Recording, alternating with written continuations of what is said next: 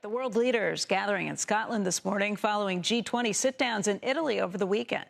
President Biden facing the difficult task of convincing allies and skeptics that the United States is serious about tackling climate change.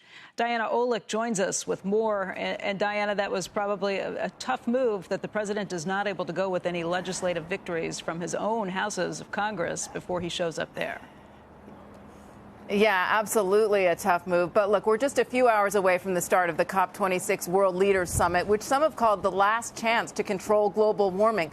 More than 100 heads of state have been arriving in Glasgow this morning. President Biden is expected to make remarks around 9 a.m. Eastern time.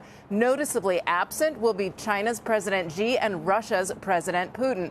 Now, while the show of power is immense, the UN Secretary General Antonio Guterres said at the opening of the G20 there is a serious risk that Glasgow will not deliver, and he pointed to weak promises from China, Russia, and others.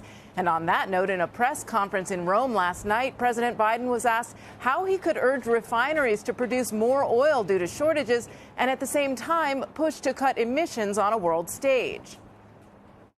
It seems like an irony, but the truth of the matter is you've all known, everyone knows, that the idea we're going to be able to move to renewable energy overnight and not have, from this moment on, not use oil or not use gas or not use hydrogen is just not rational. Now, in addition to world leaders, dozens of corporate CEOs, fund managers, and venture capital firms will be here over the 2 weeks, as that's likely where we're going to see the biggest financial commitment to climate. Becky? Diana, one of the big questions has to be coal as well. And the United States, along with kind of pushing for more drilling of oil, has been using more coal for the first time in a very long time over this last year as natural gas prices skyrocketed. That's been a huge issue, and one where you have a place like China where they use a lot of coal, too. Again, the president doesn't have a very strong hand on trying to push this because he's run into problems of his own when you look at Senator Manchin, who comes from a coal state.